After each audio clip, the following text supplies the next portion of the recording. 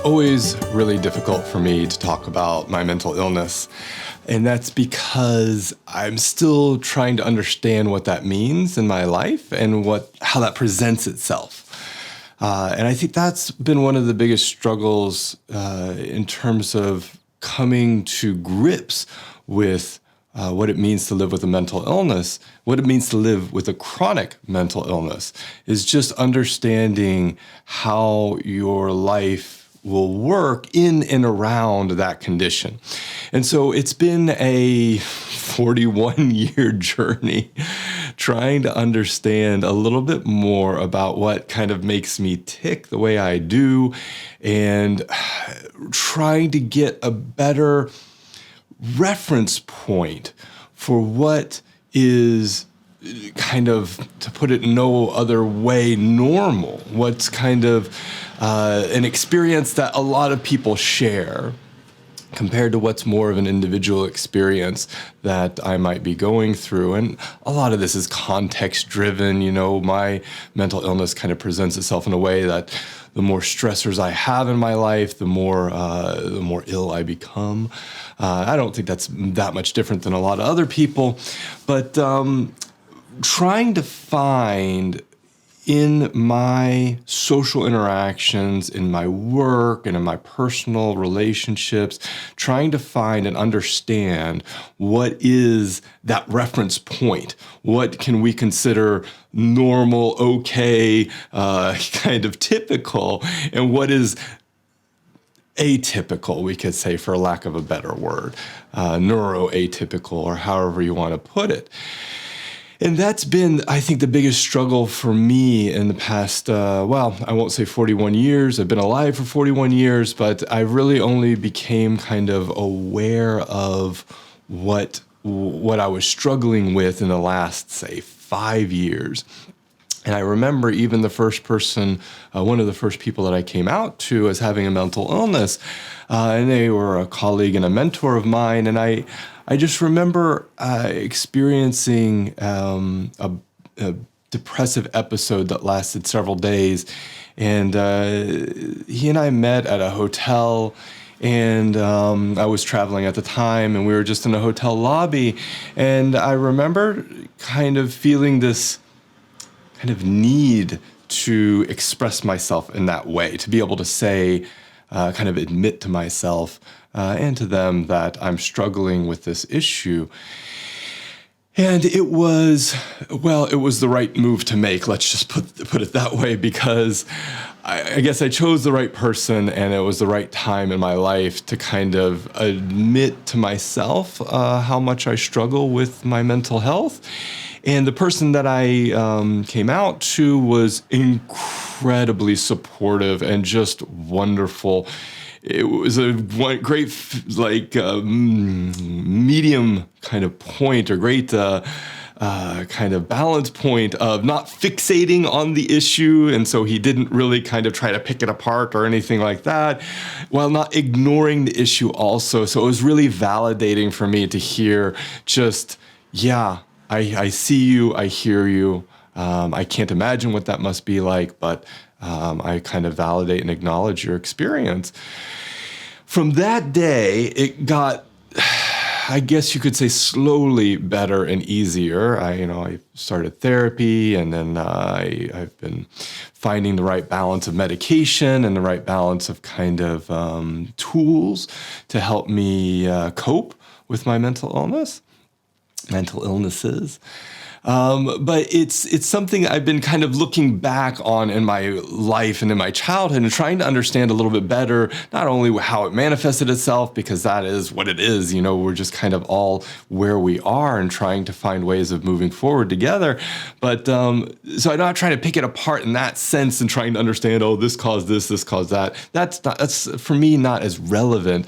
But trying to understand how I came to terms with seeing myself as having a mental illness, that is something that I really find just kind of fun and engaging, at least a little bit. I have an inquisitive mindset as to that issue that coming about. And so one of the things I kind of think a lot about is how I kind of considered mental illness when I was a kid, or how I kind of treated mental illness as a young adult. And I don't know, maybe it was a lot of the place that I grew up, maybe it was a lot of the people that I was around.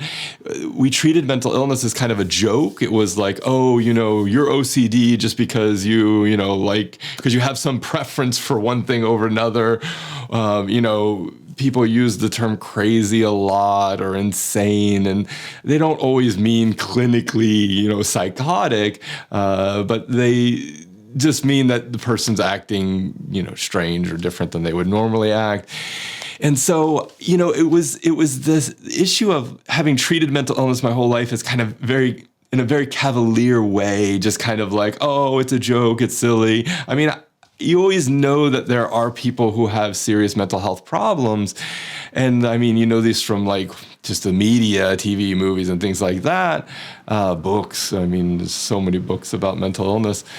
But you never really understand what it looks like in real life. It's always this caricature of what an extreme case of mental illness might be, or it's kind of dismissing it entirely as just a silly thing that you kind of joke about with your friends. And so I never really had a tool set growing up to kind of cope with my mental illness. And I never even had a tool set for acknowledging what is a mental illness and how you kind of identify and understand that a little bit better. And so it's been a really interesting journey the last, say, 20 years, we'll go with that, to kind of see that trajectory happen, to go from kind of dismissing it on one hand as being this trivial thing you joke about, and kind of understanding on the other hand that there are serious mental illnesses that people experience, and then to coming to the terms with my own mental illness and trying to understand a bit more about what that looks like in real life, how I present to others, and how I can navigate that in my work and in my relationships. And all this has been just a big process of growth and trying to understand a little bit better about myself and my place kind of in the world. Some of the tools, I want to share some of the tools that I've learned and that I've been taught by my therapist. Not to say that these tools are somehow like going to work for everybody or anything like that. I mean, the best tool I can say is if you feel that you have mental illness, get therapy. Just go find a therapist that you can talk to and someone that you can see. Get a mental health professional to help you, to heal you in some ways, or to try to heal you. But the tools that my therapist helped me with was just basic self-soothing. And I never knew self-soothing was a thing until I started taking therapy. And he gave me this basic, not a mantra, but like a way of dealing with the episodes that I experience that helps kind of helps make me feel a little bit better about what's going on in my head. And it was basically, he said, imagine that it's not you that's experiencing this issue, but it's you as like a 3-year-old or a 2-year-old. And you wouldn't treat you as a 2 or 3-year-old like really, firmly, oh, you shouldn't be feeling like this, or be very stern, but you should be compassionate and understanding and kind of say, it's going to be okay. It's going to be okay. So he always said, refer to yourself as little Anthony, like, tell little Anthony, it's going to be okay. It's going to be okay. And believe it or not, it really helps me. I mean, when I wake up in the middle of the night at 1 a.m., 2 a.m. with very intense anxiety, and I start to kind of feel that break from where reality is and where my emotional state of mind is, then I try to remind myself to tell little Anthony that it's going to be okay. It's going to be okay. Whatever it is going to work out, and just try to kind of self-soothe in that way. The other thing I found out recently listening to a podcast, a TED Talk podcast, was that if you refer to yourself in the second person rather than a first person, it can help you build confidence, something about objectivity and kind of separating yourself from the experience. And so I think that's a really fun way of approaching it. And it kind of works with what my therapist told me, treat yourself like little Anthony, it's going to be okay. It's going to be okay. So rather than saying, I'm going to do this, I got this, I'm going to make it work, you say, Anthony, you got this. Anthony, you're going to be able to make it work. Anthony, it's all good. So I think that's a good way of approaching it. The other thing that my therapist taught me, which I think was really valuable, was writing it down, writing whatever's thoughts are in your head, just kind of free form writing, blah, blah, blah, whatever you got near you or on hand.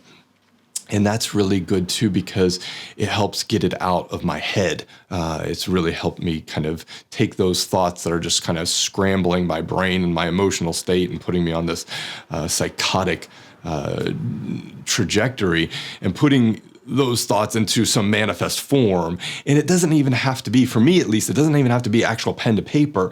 I will mime pen and paper on my bed sheets or on my pillowcase or something like that. Just like write it out, pretend like I'm writing it out, and not even like as if you were going to write it out on separate lines, but just write it over the same old line. I don't know. It's really helped me. It's really helped me kind of get those thoughts out of my head. Journaling is another thing that's really helped me. This is not something my therapist necessarily recommended, but journaling has just generally helped me structure my ideas and my thoughts and get some of those, get you out of that spiral loop, get me out of that spiral loop, I should say. So journaling may be something that could help you if you find yourself in these sort of situations. And then, of course, self-care, whatever that means for you. For me, self-care is often about reading.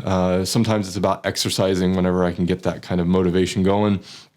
Taking a walk outside, being in nature, I think these things really help me. Now, when I say being in nature, I don't want any of you to laugh, because if any of you know me well enough, you know that me and the outdoors don't always get along.